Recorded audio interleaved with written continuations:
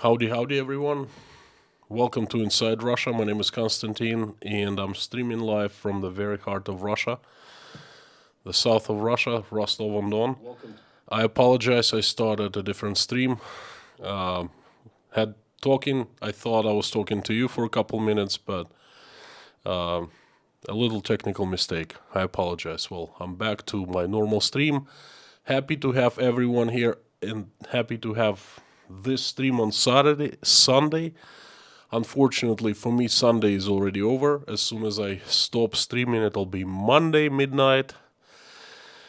And for you, you will still have some Sunday to enjoy. So thank you so much for coming, and we're going to be talking about what I think is a very important and very interesting thing. It is the economy. The economy of Russia and what is happening today in the Russian Federation. And it's about 6 months, give or take a week. Well, actually, a couple weeks. 6 months since the start of this event that in Russia is called the Special Military Operation of Russia against Ukraine. Please forgive me for saying that, but that's how it's called here in Russia. Well, economy is that what I have been covering quite a lot in the past 6 months. I had numerous streams. I had videos came out. I had discussions. There were thousands and thousands of comments, emails. Anyway, economy is the indicator of the foundation of everything that is happening in the country. As they used to say in my American college, it's about the economy, stupid. It's a little joke that the economists have to say. Because everything is about the economy. And we're discussing, I'm going to be telling you my understanding. Everything you're going to hear is my opinion, solely my opinion, just what I see around me, not necessarily it's true. That's a disclaimer for the Russian government. But that's what I see, and that's what I talk about. Basically, I have an urge to call myself on in front of everyone and ask myself whether I've been telling the truth or not. For the past 6 months, basically, especially first 3-4 months, I said frequently that Russia is facing an economic tsunami. That this event that happened on 24th of February created a huge disturbance, right?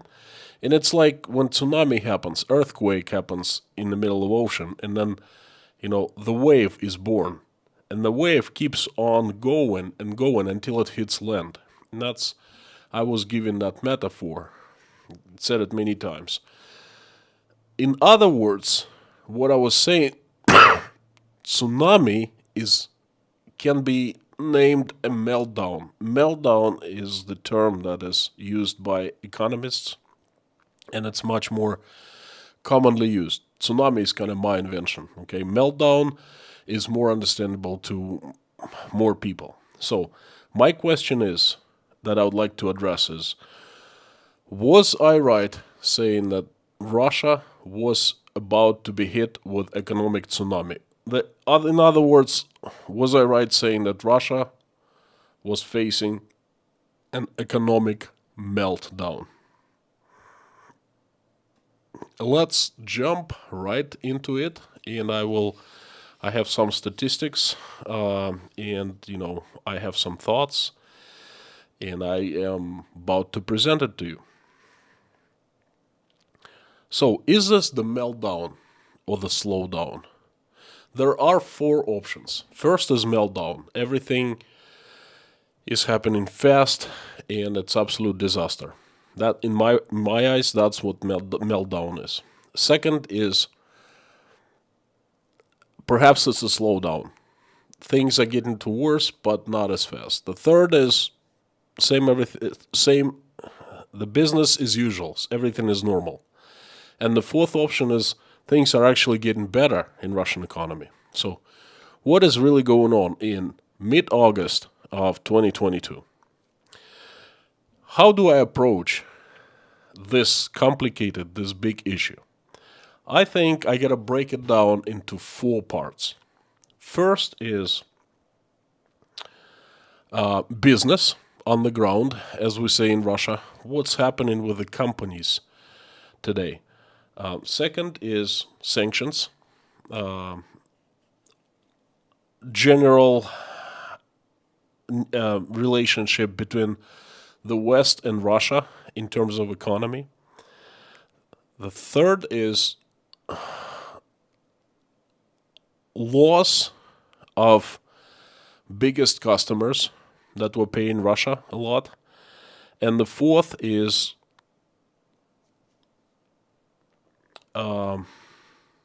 people, the loss of people. So these 4, what's going on in the labor markets. So these 4 things I'm going to break down and dive deep into each one. Let's start with business, real business. What is happening in Russia? As you know, Russia has been hit very hard, and it's a fact. A lot of Western companies, if not all, have either left Russia or have announced the plans for leaving Russia, or have announced plans for some kind of reducing business activities in Russia, or they have sold or trying to sell their assets to anyone who would buy. Okay. According to there's been a very profound economic study made in Yale University recently. According to that study, around 1,000 companies have left Russia, announced plans of leaving, or have cut down activities of somehow, some kind of some level. And I can tell that in my eyes, the impact on Russian economy from the Western companies that have left has been huge. There are some industries that have been hit very hard, and there are some industries that, feeling the effect quite a bit. And I think most Russian industries are feeling the effect quite a bit. First of all, think about this. Over 1,000 companies have left or have decided to leave. How many employees they had? Some, not too many. I know of a couple engineering companies who left. They had 50 engineers, 20 engineers, 100 engineers in Russia, not huge. But some companies, for example, Inditex, that's a retailer of different clothing brands, tens of thousands of people, because the presence of Inditex was so great throughout Russia. And my daughter, Oля, actually worked for Inditex. She got her first job after New Year. She was so excited. She was laid off. Take McDonald's. McDonald's left 65,000 people laid off. Now a new company is trying to rebuild the operations, rebuild the company, but how many people have been hired back, I don't know. But not all, far from all. Company like IKEA, gosh, how many people did IKEA, how many employees did IKEA had in Russia? Tremendous amount. And think about this. I think that for every single employee that was laid off here in Russia by Western companies leaving, there are 3 employees that lost work. Contractors hired by Russian companies. Because companies leaving means that there's no work for other companies who had subcontracted for those companies who had left, right? So impact on labor market has been absolutely tremendous. The latest statistics I have from Rostov for labor market is for May. And in May, there was the highest unemployment number of Russians since 2012. And there was a trend for increasing unemployment. In June, the statistics came out in June. And in June, the Russian Minister of Labor came out and said that unemployment was rising. And honestly, that was the first time in my life I heard someone like that, bureaucrat of such a high caliber, saying something so negative, okay? It means that unemployment was really on the rise. And that was June. Now is August. I don't see any reasons why unemployment rate would go down, okay? Companies have left an incredible impact on some of Russia's industries. From the first hands, what I know is my industry, power facility construction, Siemens, General Electric have left the best in the world turbines that were manufactured by the Germans, by the Americans, are gone, not available in Russia any longer. And the company that I know for sure that Siemens is wrapping up all operations and whatever is left and leaving, including the service department, service operations. Energy facilities impacted, new construction projects impacted. You cannot just, this is a very slow moving market. There's a high inertia. You cannot just, turn like this into Russian turbines. There are 2 major manufacturers, and even before this special military operation, they had been loaded with orders, and they're still loaded with orders. In order to double their production, they need to build a new plant, to double their facilities, production facilities, Just talk to one of the top guys on Thursday. That's what he told me. We have plenty of orders, but we cannot fulfill them because we need to build another factory, Makes perfect sense. These things don't happen overnight. So the companies left. Another major blow is technologies. Turns out that Russia used so many foreign technologies at almost every single industry. Even the consumers, us regular people, we relied so much on different things that are not available in Russia any longer, okay? We're not paying for consumer services, online services, because they don't want our money anymore, They don't want to do business with us because we're Russian. I'm talking tons of American companies, European companies, even, the Asian companies. They don't serve customers from Russia. They don't take our money. And a lot of companies, IT companies, pulled out of Russia, and, huge blow, huge. Starting with AutoCAD, Autodesk, and finishing security companies, server companies that provided cloud services to Russian companies. Gone. Huge blow. Okay? So, meltdown at this department, at this area of economy. No. Not a meltdown, but a very large, very big slowdown, I would say. Meltdown, it would be a situation where we would be sitting not knowing what to do. Situation like that happened in March late February and perhaps early April, and then we started getting resourceful, cutting around the corners and things like that. So we're not dead here in Russia. The companies are not dead, but slowdown is visible. Slowdown is tangible. You can touch. You can feel it. There are so many companies that don't have projects any longer. There are so many people, small businesses, out of work, out of projects. It's incredible. So slow down, slow down, not meltdown, but slow down is very significant. Second, sanctions. Sanctions have been placed upon Russia, and I thought that it would be the end of Russian economy. I thought meltdown, tsunami would hit us towards September. So about this time. Is this a meltdown right now or a slowdown? Well, the sanctions have been hit.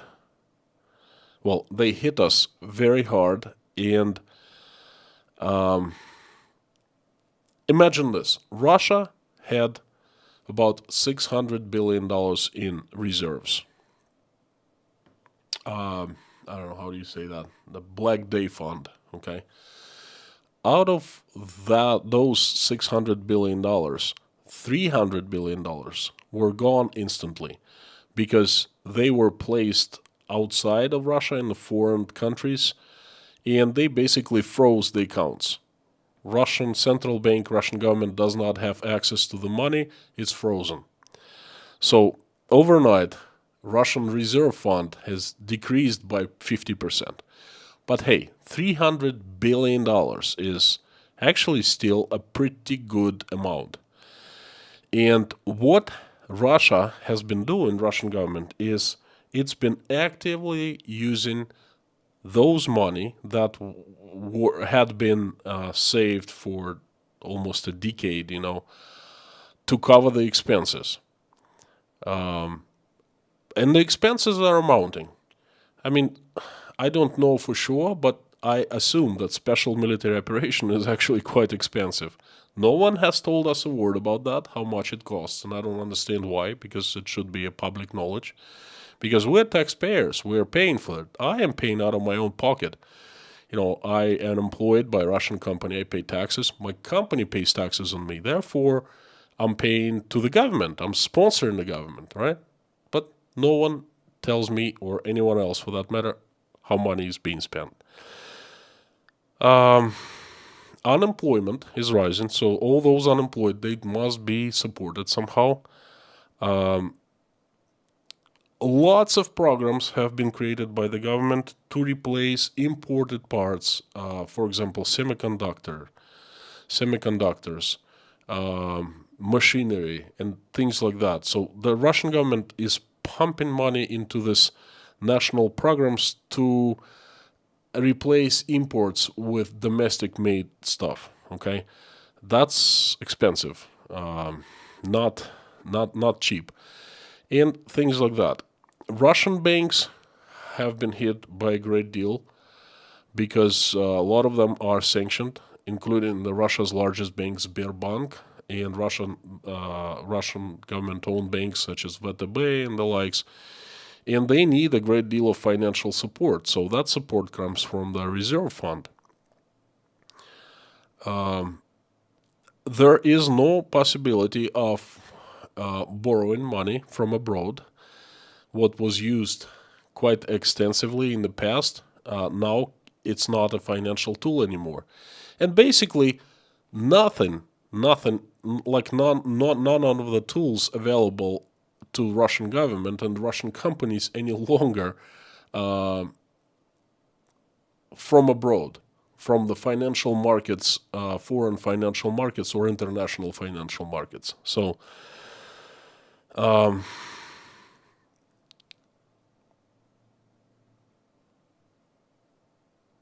meltdown or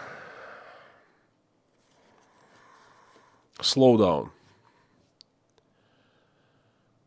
No meltdown. We still have Russian banks working. We still have Russian ruble not down the drain. We still have Russian government functioning well. well, I'm not sure how about well, but it's functioning. And it's paying its employees, police, KGB, army, whatever employees that the government needs to be paying, it's paying. It's delivering, it's fulfilling the obligations. Okay, and still it has quite a bit of money in reserves left, I assume. I don't know exactly, but I assume. But the trend is alarming. It's very clear to any economist that spendings of the government exceeding revenues. Okay, and then in the long run, or even not in the long run, in the terms of from 6 to 12 months, that's going to lead Russia into very hard financial times. So there is no slowdown, but I would say fast. There is no meltdown, there's no tsunami hit us, but very fast slowdown. Okay, that's number two, the sanctions. Number three, energy business, energy trade, international energy trade, the biggest revenue of Russian Federation. Meltdown or a slowdown? Well, that is, I think, the most important and the biggest concern for Russia right now.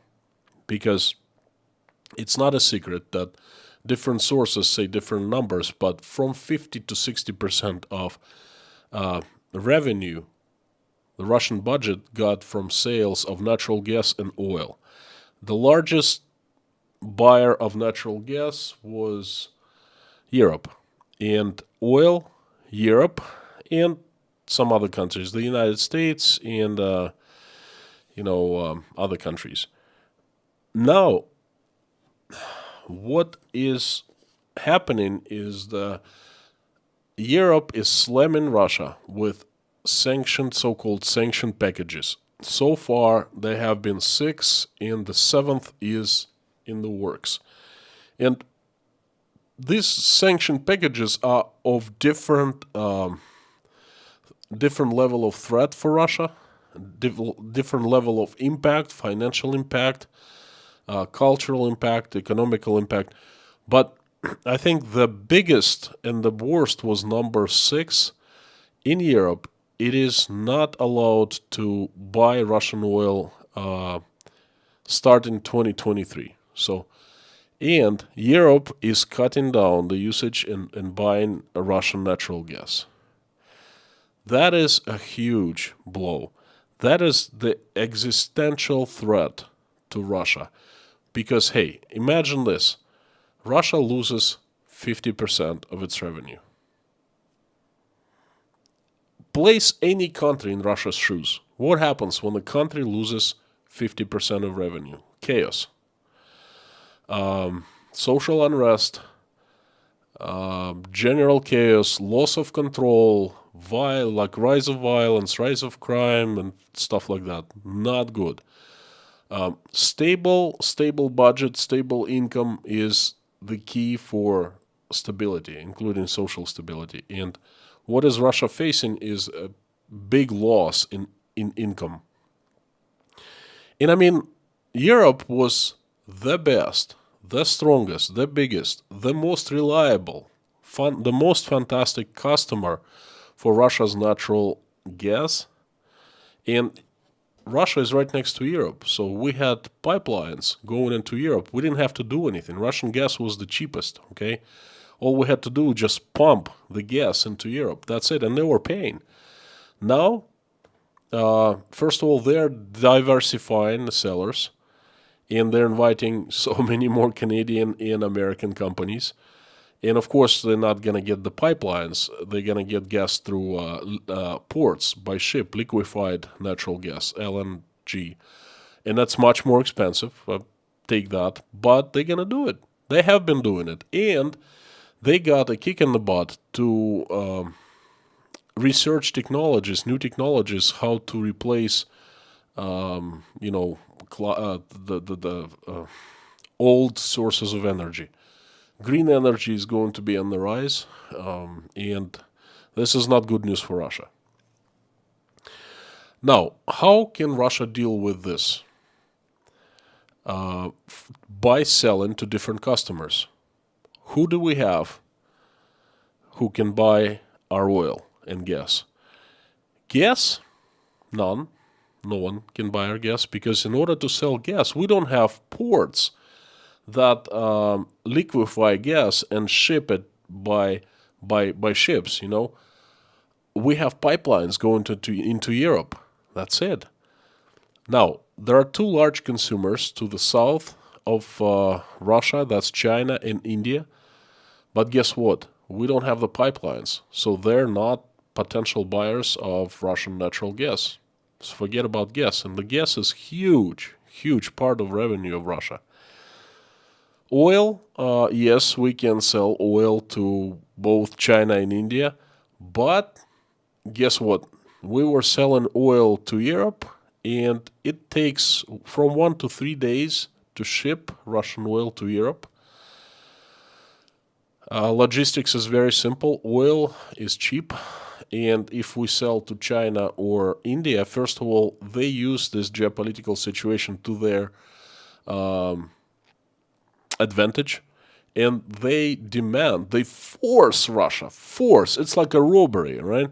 They force 30%, 35% discounts. Russia is right now selling them at $50 per barrel, and the market price is like 90. Okay, and there's not much Russia can do because if they don't buy, no one else will buy. There are simply no customers. And another problem is India and China are far away from Russia, and it takes 35 days to deliver oil, and it makes oil business much less profitable for Russia.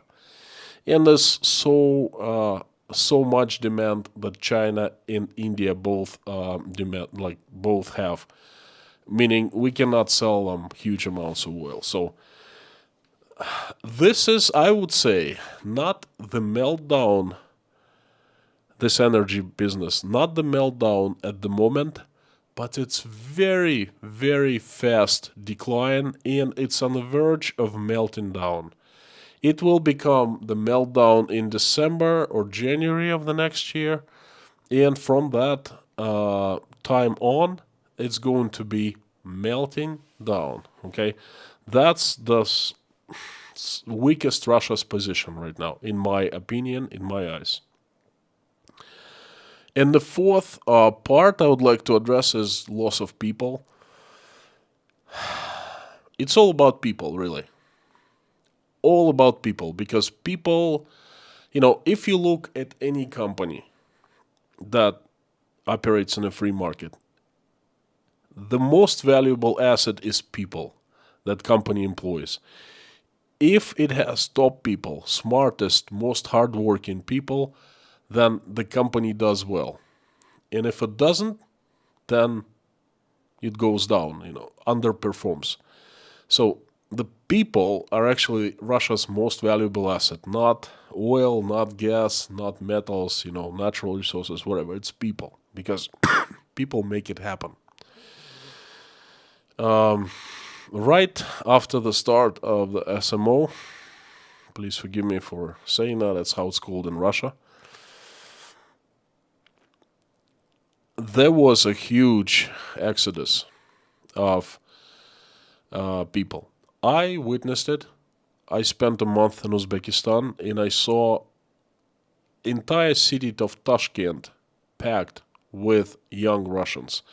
Mostly IT specialists, mostly the ones who could work remotely, sitting in another country, working for either Russian or foreign companies. They were leaving Russia. I saw tons of people, tons of young Russians on the way out with me. I didn't see many going back in the end of April. I spoke to many of them. Some of the meetings are on tape. I actually did live streams from Tashkent, and in my live streams I would come up and introduce myself. I would speak to some people, and they would tell me their stories. You could see that, still can. Same story about Armenia, Georgia, Kazakhstan, huge for Russians. European countries, Latvia, Estonia, Lithuania, and European countries, of course. Russians were leaving by hordes. Now, that was a danger, and quite a few government officials were speaking about that in March, in April, and they were clearly not happy about Russians leaving. Then I heard a few times top officials saying, oh, you know what, most of those young Russians or Russians who left before they came back to Russia.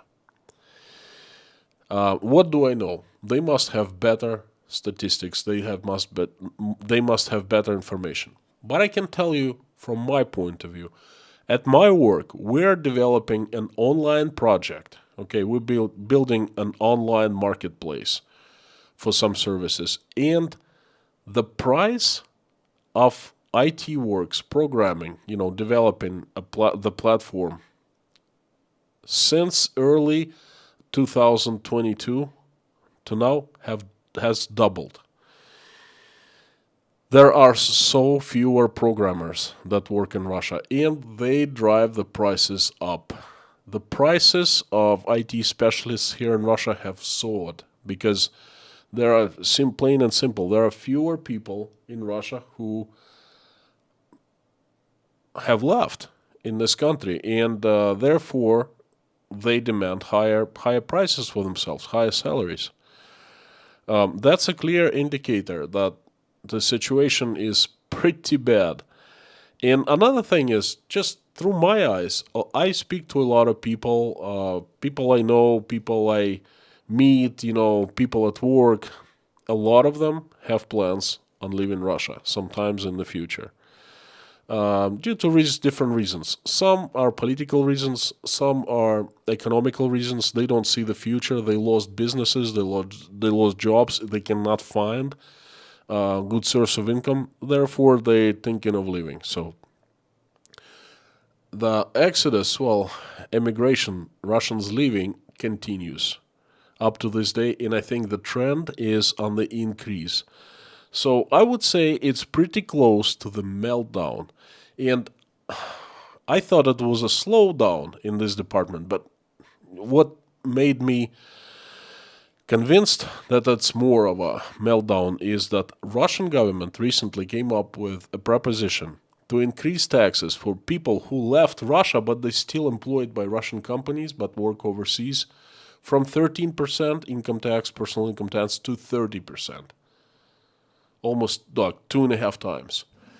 That I understand. That's a measure they're trying to introduce. They're talking about it. It hasn't been done yet, but that's in talks. But that's a measure to prevent Russians going abroad and working, living abroad and working from abroad, employed by Russian companies. Simply, too much taxes. So they're trying to force people to stay in Russia.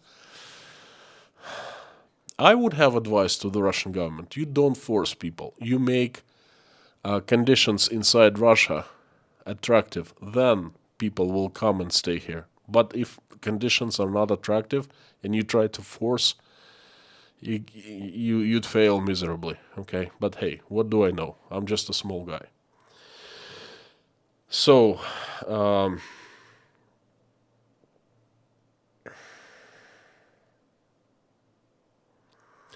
I've given you the four areas of the economy and very basic analysis as I see it. I don't possess much of statistics here on the Russian side because simply there is none, okay, or very little, I should say, okay. So I'm just trying to keep my eyes open and to kind of like see for myself. I go around and I see how the prices are in Russia. How much they have shot up or not, increased. I see to pawn shops. I see how many people, new customers, pawn shops have. To me, that's a clear indicator of well-being of regular Russian folks who don't have much extra income. I go to shopping malls. I see how many shops are closed. Couple times I give applications to shopping malls as a business to open, open a store just to see how they come back to me, and they were willing to negotiate the prices, the rent price. It shows that they're hurting. They're really ready to go down and speak to you. Things like that. So this is my very basic analysis. Again, four things. First is business, real business, foreign companies leaving and Russian companies that have stayed. No meltdown, but fast slowdown. Second, sanctions. The sanctions of the governments and the companies to Russian companies and to Russian government. Again, no meltdown, but slowdown, significant slowdown. Reserves that Russia had amassed before, they're helping to cushion this meltdown, and it's making it a slowdown rather than a meltdown. The third, loss of energy business. It's very fast slowdown, and it will turn into meltdown early in 2023. This is what I think, my prediction. And the fourth, loss of people. Most valuable asset, young people, educated people, people who are ready to work, who are ready, who add value to the economy of the country. That is the meltdown. In my opinion, in my eyes, what I see is the meltdown. Lots of people are leaving, and lots of people have plans on leaving. Overall, if we look about the economy, if we look what's going on in Russia, if we tomorrow morning we go and walk around the streets of a large Russian city, Moscow or not Moscow, doesn't matter. What do we see? Meltdown or slowdown? No meltdown happened so far. No tsunami. We are not over our heads with this wave. But business is certainly is not as usual. Economy-wise, things are very, very different. The slowdown is in the works, in place, and my situation is, if we take slowdown or meltdown, that the current situation is somewhere in the middle. Okay, we are slowing down fast. That is what's happening, and there's a possibility that this whole general situation will turn into the meltdown sometime from now. What time, I cannot tell you, because this inertia, when we're talking about large economies, and Russia has quite a few reserves right now, and because price of oil and gas rose in the previous months because of a turmoil on the markets, obviously, Russia managed to make even more money even in the 3-4 months. But now the prices are falling, therefore Russia will be making less and less money, and in 2023 it won't be able to sell oil to Europe, and it will sell much less gas to Europe. So that's going to be, in my eyes, it's going to be a meltdown. And people live in Russia. The most valuable thing that Russia has, its people, definitely meltdown. I already said about that, right? Okay. So overall, not meltdown, but not a slowdown. I would say fast down, somewhere in between. I also think, and that's very important, okay, Russian government has some aces in the hole. Now, government has complete control of our lives. cultural, financial, economical, political, government is very efficient in controlling things.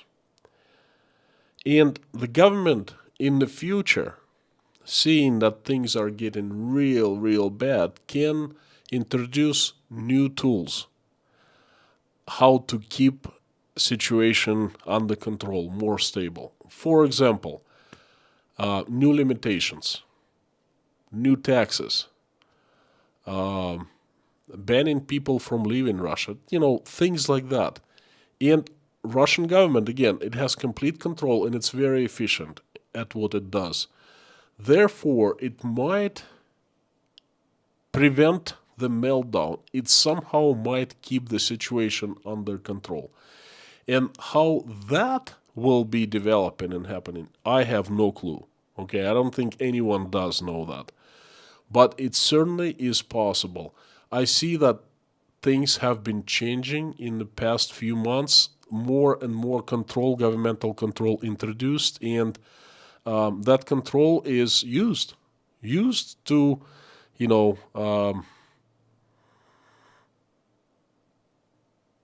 keep populace in place.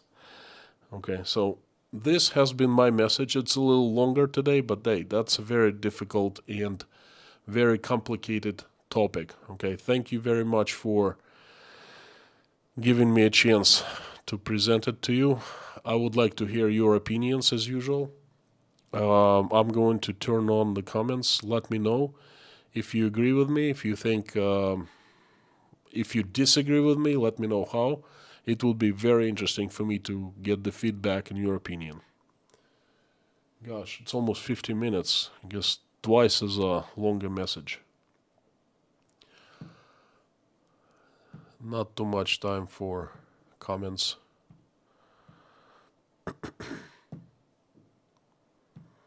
The comments are on.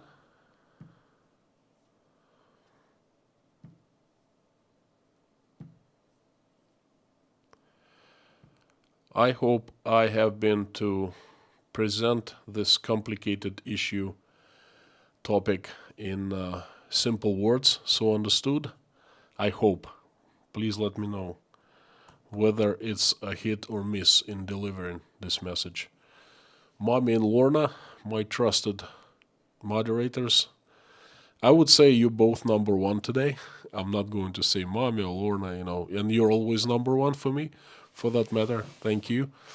Sylvia, born in the USA, Mika, Airborne Snail, Ryan, Johnny, Jasteri, Liz, Peter, Bruce, Angelic Cat, Life, Steelheart, Van, Godloss, Malay, Sabine, Tilimbus, Kitty Returns, Gregory, Brianna, May, Patricia, long time no see, Bob S, Howdy Bob, Kevin, J, Paul, KM, Ludmila, howdy everyone. Thank you for joining. Thank you for coming again to see me and speak to me. Thank you so much. Great to see you. The usual suspects, you know who you are. If you want me to read your comment or increase chances of me reading your comment, then please put it in caps so it's more visible. And the best ways would be to put my name of my channel after @ so your comment is seen in orange that way. Airborne Snail, hi from Sweden, great analysis, especially number 3, energy sales. Forgive me, still not at 100%. Also, every time you look away, I think about Bob S. Don't know why. Well, you're absolutely right, because every time I look away, you can't really see it, but there's a large monitor in front of the camera, and at the very top right, there is time, and I look at the time. So I also look at, I think of Bob S. Ryan, howdy from Russia to Newfoundland. Peter, ahoy from Slovakia. Fantastic stream today. Thank you so much. Kitty really distracts me, you know. Kitty, hello inside Russia. Part of us finds something positive in the economical decline of your country. I see where you're coming from, yes. It's better if the SMO stops from internal chaos than from international aggression. Are we evil? Kitty, I cannot answer your question. It's a very legitimate question, thank you. But in any way, well, if I answer, I don't want to get in trouble, okay? Plain and simple. That's it. So I hope you read between the lines. Piggy Maximus, thank you so much for $10. Are Russian banks offering high interest rates for deposits? And is trust in the banking system still high in Russia? Are Russian banks offering high interest rates? What happened? It's a very complicated question. Brianna, also, I saw, let me address Brianna first. Brianna B, thank you so much. Thanks for the lowdown of the slowdown. Thank you. Anyway, Piggy Maximus, I think that answering your question might take 5 minutes. All right. What happened right after the start in late February? There was a panic among Russians. Everyone started buying cash, like American dollars, like real dollars. And that was going on for 2 weeks. Russian ruble started falling down big time. Panic. And I mean, I understand why. I was buying American dollars myself because no one had trust in ruble. In order to decrease inflation and stabilize ruble, Russia's central bank used some tools. At the very end of the stream, I told you that the Russian government has some aces in the hole. It can use new tools it can create out of the thin air. So some of those tools were created by the Russia central bank. For example, one of the tools said, okay, you know what? You cannot buy dollars any longer, cash dollars. You can only buy virtual dollars in your account, but you cannot buy real dollars. And if you had dollars in your account, you cannot withdraw them any longer because, well, that's a new rule. You know, we're trying to stabilize economy and stuff like that. So interest rate went from, I believe, 8 or 9% to 20+%. Huge in one day, overnight, boom. And the Russian banks followed the interest rate and they started giving high rates for deposits, ruble deposits. And it attracted a lot of Russians. That's answering your first question. Now the interest rate has fallen down by almost 10%. And second question is trust in the banking system still high in Russia? I can't really say for many Russians. I don't have big trust in the banking system in Russia. I've never had trust. I remember banks just defaulting back in 1998, I'm sorry. Then I remember banks, Russian central bank would just yank a license from a bank and that's it, your money is gone. I got into a bad situation. I never had big trust in the Russian banking system, and now the trust is even lower. And I think that's a pretty popular opinion. Well, for one simple reason, I cannot withdraw my American dollars that I have in my account. Okay, what kind of trust can you have if you can't withdraw money from your bank account? And now Russian banks are penalizing people for keeping American dollars. They're taking like 1% per month deducted from your account if you keep over $10,000 in like in dollars in your bank. Imagine that some banks do that. What kind of trust can you have in the system? Very little. So thanks for the super chat. I hope I answered your question. Brianna, thank you again. And Asitin, as a Russian citizen, as a Russian citizen, I have to say we destroy communist regime and we will do it again. Stay safe. Thank you so much. First of all, I must disagree with you. We do not have communist regime right now, and this we cannot destroy for not having it. We did destroy communist regime in the past, and that's a huge achievement. I think that's one of the best things that Russians ever did, destroyed the USSR, and they actually claimed their stake at freedom. What's going to happen now? Well, you're a Russian citizen. I mean, what can I say to you? You know as much as I do, so have your own opinion, my friend, and keep it.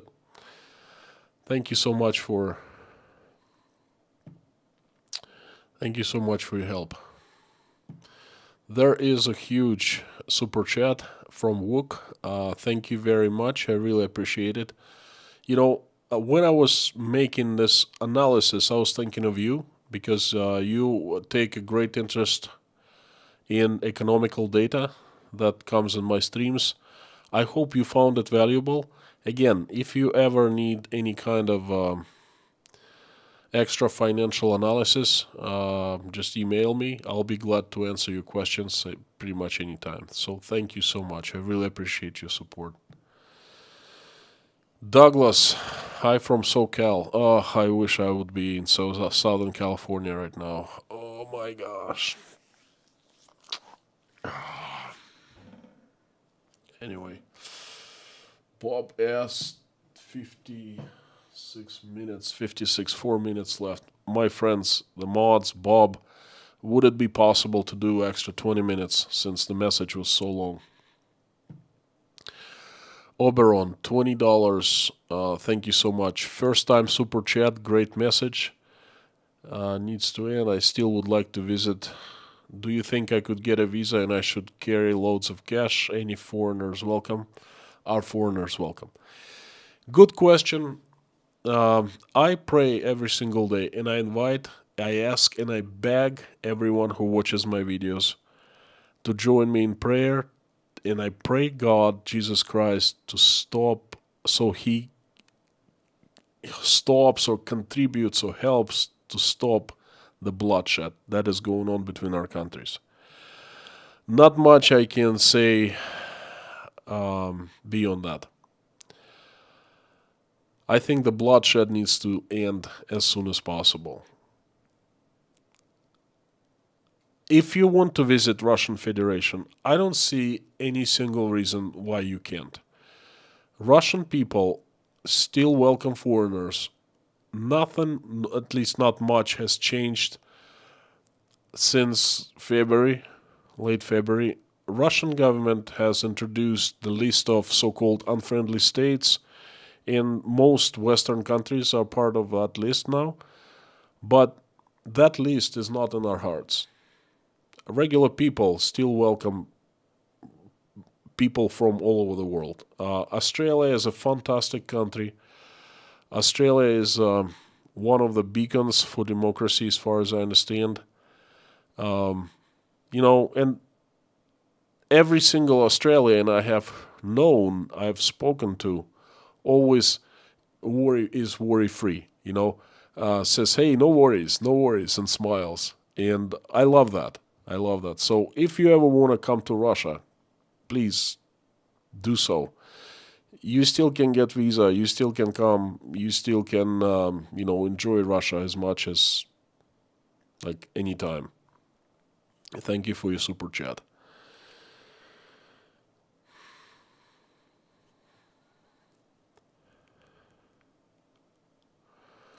Sky Otter, it was impossible to get a visa as an American. Let me double check. I don't know what to say. In February, I checked. My son and my daughter, they were going to come over for the summer. Everything was fine. Nowadays, I'm not so sure. But I think there are still ways how to get here, for the Americans. Cichlid. Thank you so much for your super chat and message is heard and appreciated. Thank you. The mods are the best. The mods are the best. I didn't see the mods answer for a few more minutes.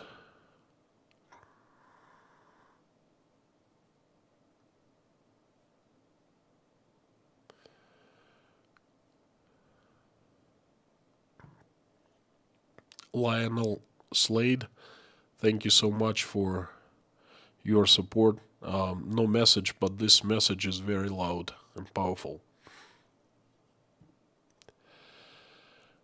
Just Terry, look at the banking in China. I'm not sure what you mean. Why and where I should look to?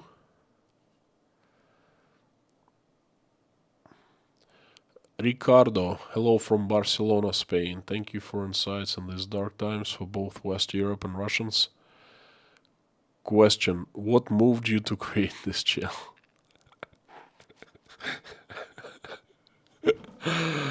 Oh my gosh. I don't know how to answer this. You must be a new viewer. Thank you very much, Ricardo, for good words. I'm sorry for laughing. That's, nerves. I first created Inside Russia. Well, it's going to be 4 years in October.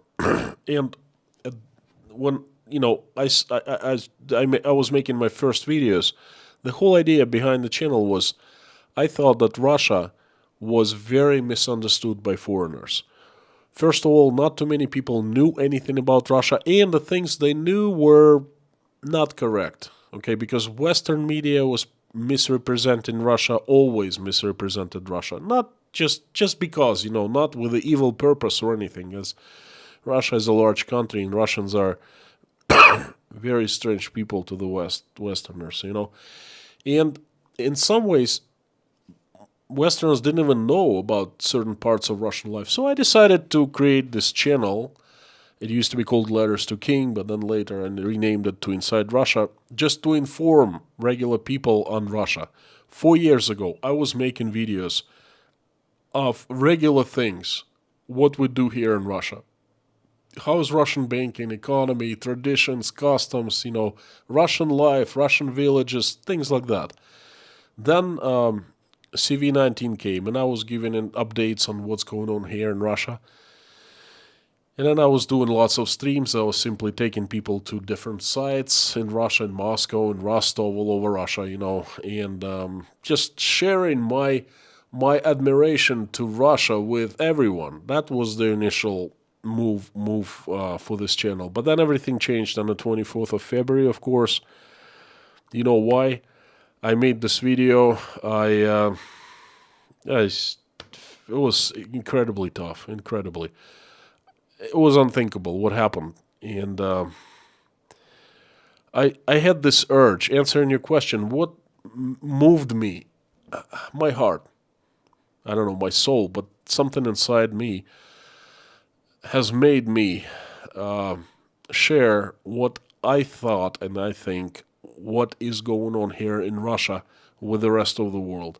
Okay, I made myself a promise that for as long as this is going on, I will be making streams. I will be making people informing on what is happening as much as I can. I'll be giving the truthful information. I'll be sharing my thoughts, my emotions, my understanding of the situation, And that's pretty much what I've been doing. So, Ricardo, that's what moved me, my heart and my soul, okay? Hope I answered your question.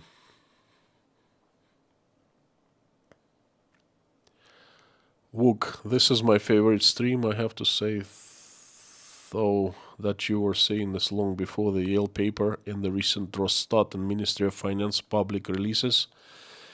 Thank you for this. Wook, thank you so much. You gave me the link, the first person. I keep seeing that report popping up everywhere in the world, in YouTube, but you were the first one. And yes, I did see it long before because it simply is common sense.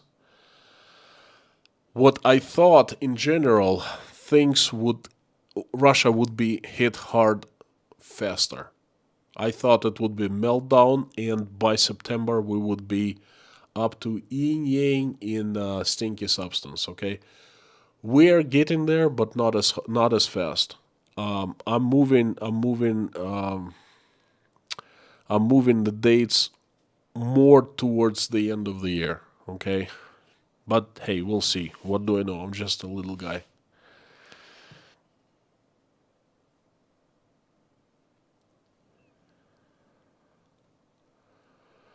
Lorna, you were answering Ricardo question. I hope I answered both your questions.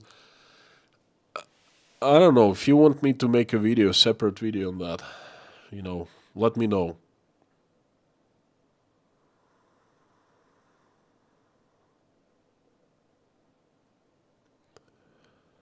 Gosh, I'm not. I'm just jumping up and down in the stream. I'm sorry. It's just I'm way too behind. Bern McCoy, I would like to visit Moscow someday. Timothy Thierry, did Michael catch any fish yesterday? Yes, this morning.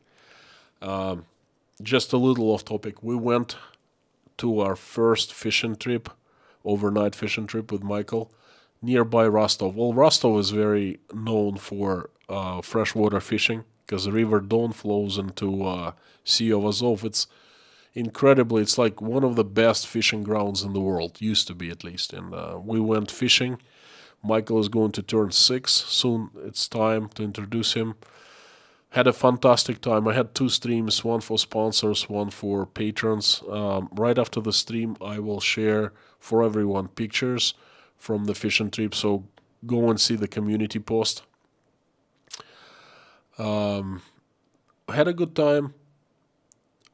My brother-in-law took us to the trip because he knows that he's a hardcore professional fisherman. He's been doing it all his life. He really took us under his wing. He caught tons of fish, carps. I don't know how to say it in English, but mostly like not predators, but brams, that type of fish. And we woke up early this morning around 5 a.m. with Michael. It was already light, and we were, fishing together. I was helping him with the rod and, worm, as a bait, and then a little bit of corn as a bait. And then we actually caught one fish, about, I don't know, this big. It was pretty exciting. And he was running around with that fish, and he was trying to put it into the net. And then it got away, so he was pretty upset. But still, we had a fantastic, exciting trip. I did a video.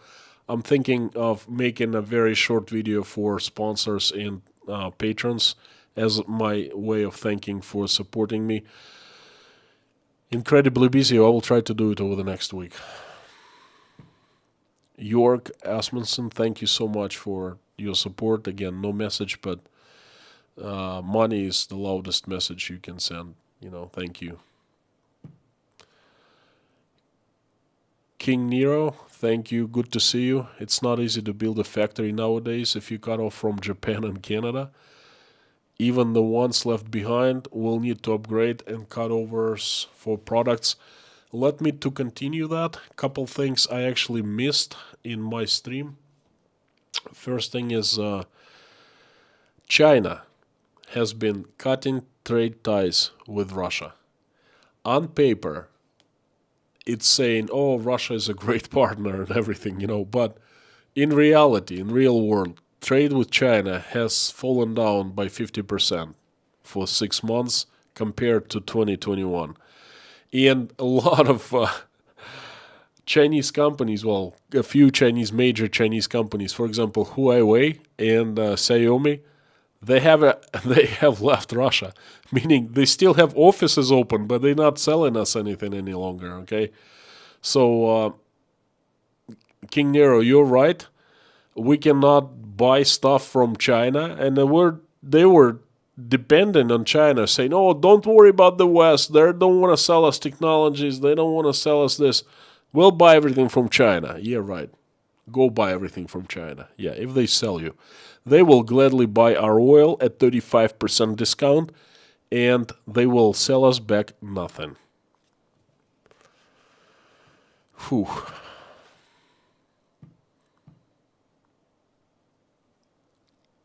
Angelic Cat, off topic, but great stream from fishing. I am glad you liked it. Thank you. I did 2 streams. Steve G, how are job openings advertised in Russia? Newspaper, internet? Good question. I can answer easily because I am employed by a company. We have a marketplace for engineers, and we look for engineers to solve certain topics. You know, there are specialized websites. The biggest website where all Russians go to find job or to find personnel, it's called headhunter.ru. It's something like monster.com in the United States. In papers, no, never. Never, ever. It's very inefficient. No one reads papers here any longer. So it's Headhunter, or it's there is a huge classified site called avito.ru, and then people go to find jobs or find people there. So internet is number one and the biggest one. Great to see Fia here in the chat. Thank you so much.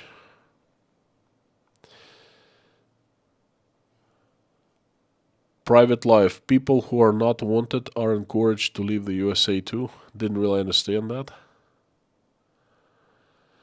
Frank in Texas. I feel the same as UK. It may be a sad new year. Frank, thank you so much. Good to see you. And what can I say? Hang in there, brother. At least you're in Texas. Scott Nesbitt, thanks, Mods, for staying later. Yeah, Mods, please let me know when 20 minutes is ticking on the clock. 12 minutes so far, Lorna, I got the answer. Thank you. I actually worry about that, when I don't see the answer for my question about the time, my heart starts beating, and I just got the answer from you, so I'm okay. 8 more minutes.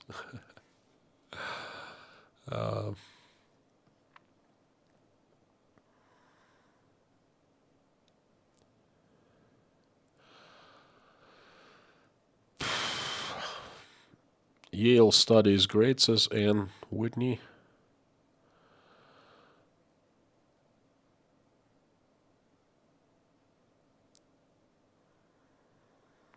Robbie Van Haren, what are you doing to prepare for the economy crash? I'm trying to make the best out of it. What I do at work right now, I'm trying to make my work to last longer. I'm giving it 150%. Robbie, you tell me what I can do to prepare for the economy crash. You just tell me, because I think my options are quite limited here in Russia, in this chair that I'm sitting right now. Just give me advices. That really appreciate them. William S. Excellent stream. I watch your dialogues and thumbs up. Never play in the live chat. Well, welcome, William. That's great. Playing in the live chat is actually very good for me because it gives me a sense of what I do. It's not just sit in front of the camera, but it's like I'm sitting in a room full of people and I'm speaking to you all. And this is not just me, but this is an audience and a group of people and fantastic friends that just comment and ask and encourage and send support. And this is fantastic. So playing in the live chat is very, very welcomed by me. Thank you so much. Be safe. My concern is for your safety. Trucker Jim. Whoa, howdy. A long time no see. Sarina, Ontario, Canada. How you doing, my friend? Isabel, how is your son doing at school? He's not attending school. He's only 5.5. Did it change a lot? School hasn't changed much, but it will change a lot because they're introducing ideology classes in school starting September 1st. I will keep you updated on that. That's for my teenage daughter.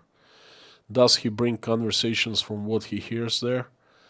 Well, he has brought some conversations from the kindergarten, yes, and that's pretty disturbing, unsettling, and plain scary, Isabel. Oi, this is very bad, but that's a different topic. Limothy theory, gas prices going down in the USA. Well, because you have a free market economy, and if your oil is going down, gas prices are going down, and vice versa. So, donkey, Daisy, American professor. I don't have advice for America economy crash. Thank you. Emra Americas. I'm not boss. This is Hugo boss. It's not me boss. Thank you for your message. Janice, no, Michael will not start school in September. He's like senior kindergarten year in September. School is in September of 2023.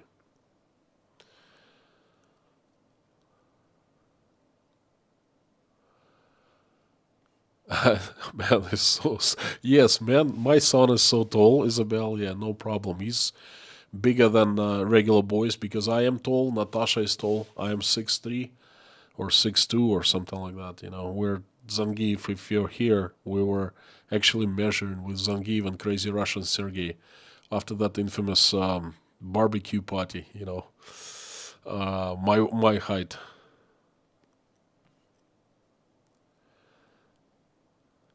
Bob, yes. Sorry to say, 3 minutes. Bob, don't push me, brother.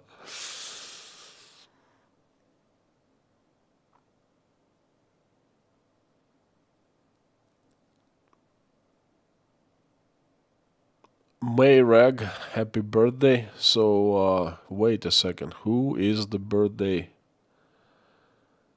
May. May is. Today is my birthday. Can I get a happy birthday? Absolutely. I live away from my friends and no longer have family. My friends, I would like to invite you before the prayer. I would like to invite you to sing happy birthday to May Rag with me.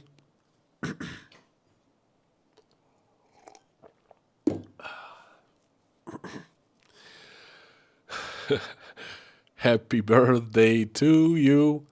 Happy birthday to you. Happy birthday, dear May. Happy birthday to you. Hooray. Well, definitely, welcome here, and then it's fantastic. I wish I saw your message earlier today. There's so many people saying happy birthday, and I'm sure that everyone joined me in singing happy birthday song.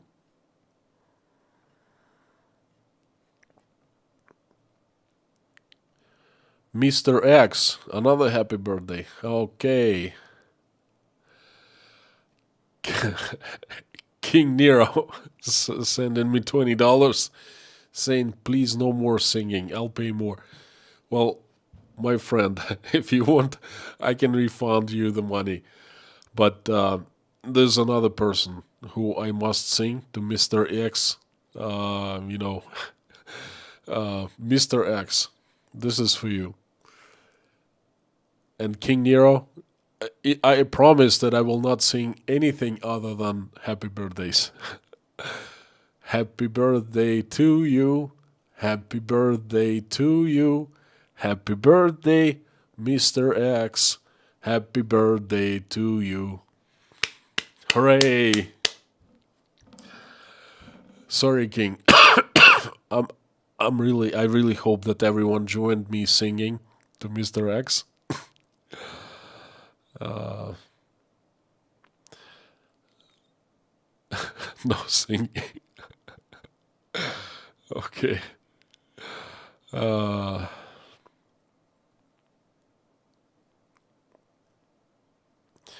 Angelic at life. Couple more questions and we'll go into a prayer. My wife does no longer work. Does not longer work. She was on the project for 3 months and it just ended. So she is work free, so to speak. She does private sessions. She's a business development coach in women.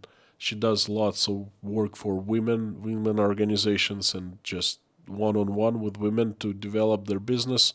So she's kind of a business coach, but that's not like 40-hour a week job. That's, a couple hours here and there and things like that. TTV Dark G6, why so many rules for the chat? Because, well, the mods and me, we have come up with a set of rules that we're trying to keep the risks of me going live as minimum as possible, because Russia is not the safest place anymore for speaking up your mind, and these are the rules just for that. Sorry, but please consider the rules and play by the rules. Otherwise, you'd have to deal with mods, and they're very efficient at what they do. And everything they do is backed by me. I asked them in the first place to do that. Finola, this is for you to sing again. I'm sorry, I'm confused. I have King Nero betting against me, you betting for me singing, so I will not. Twice is good. Okay, I'm not gonna sing any longer. I'm sorry. That's ask me to do anything but singing, please. Out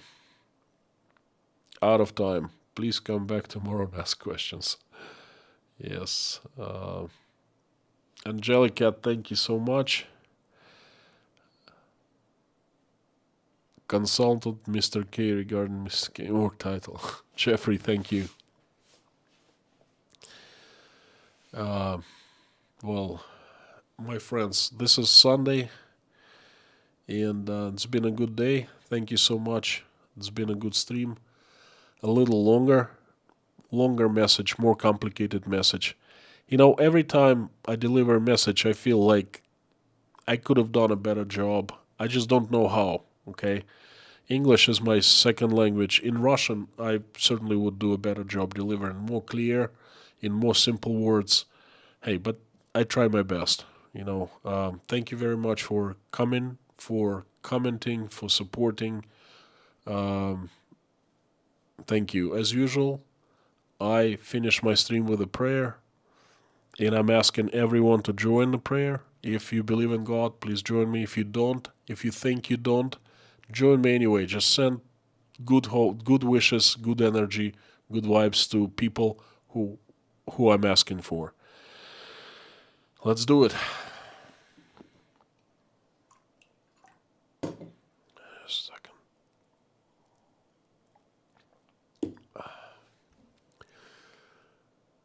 Dear Jesus, thank you very much for giving us this Sunday, this day. Thank you for putting food on our tables, roofs over our heads, and surrounding us with people who we love and who love us. Please help our children, keep them safe and keep them healthy.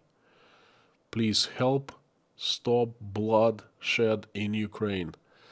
Reach out to the people who make decisions to stop the bloodshed and fill their hearts with love, mercy, compassion, remorse, forgiveness. Make their hearts softer, open their eyes so they make this decision to stop the bloodshed. I'm asking to reach the hearts of presidents of the United States and Russia, Joe Biden and Vladimir Putin, to touch their hearts and fill them with love, mercy, compassion, forgiveness.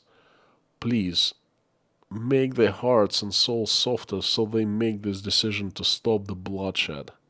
Help everyone in Ukraine who has been touched by this tragedy, who has been forced to leave, who has been affected, who has been hurt. Please help everyone. Hear everyone's prayers, answer prayers, and make everyone's wishes come true. Send angels, your strong angels, to Ukrainian people, Ukrainian soldiers, Russian soldiers, so the angels protect everyone and help stop this bloodshed. Keep everyone out of harm's way. Please help my country. Send strong angels led by Saint Michael, all having sharpest swords, to get rid of the demons that have hijacked my country. Make angels run my country and make it righteous and shining again. Please give us wisdom, give us enough brains, give us hearts to raise our children the way that they become good people, and when they grow up they make this place a better world, and when they grow up they will never ever fight with one another. I'm asking for pregnant women who are deciding on whether to keep baby or not. Reach out to them, speak to them so they make the right decision. Asking for all people who had to flee, run for their life and for their freedom. Please send help and good people their way. They really, really need your help. Thank you so much. Thank you. Thank you for bringing us here in one community, real community, with giving us opportunity to pray together and try to make difference in this world together. Please help everyone in the stream, answer everyone's prayers, and make everyone's wish and wishes come true. I would like to ask for a few people who need your help. They are 9 Veka, Ellen, Yelena, Jake, Michael, Oля, Dasha, Sky, Igor and Bonnie, Buzz, Anne, Jean-Paul, Paula, Janine, Michael Milkovitz, Marlene, Susan S., Susan, Sabrina, Freddie, Madeline, Stephen, Ellen, Martin, Donald from Wisconsin, who always asks for himself and for his country, the United States of America, Allison and Dave Moyers. I found Waldo, Liz, Deborah, Isabel, Legault, who may her father rest in peace, and please give Isabel strength to cope with the tragedy. Ariana, Liz, Bruce, Kayleen, Michael, Thomas, Tony, Bob, Jessica, Minutes to Midnight. I would like to extra ask for my wife Natasha.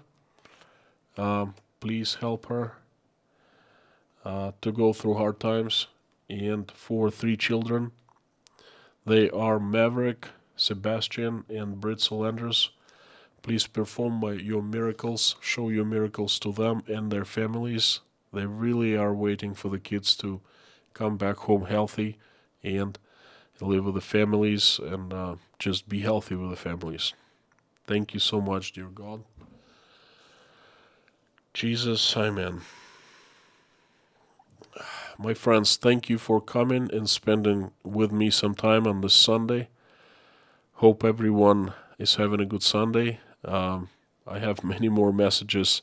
The next one is tomorrow. Please come back tomorrow. You're absolutely awesome and you rock.